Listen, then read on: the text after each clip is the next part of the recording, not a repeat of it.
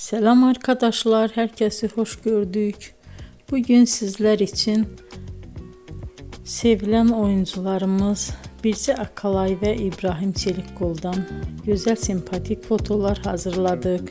Birce Akalay yer gök aşk, hayat bazen tatlıdır, siyah beyaz aşk bu kimi dizilerde rol almış ve herkes tarafından çok beğenilmiştir.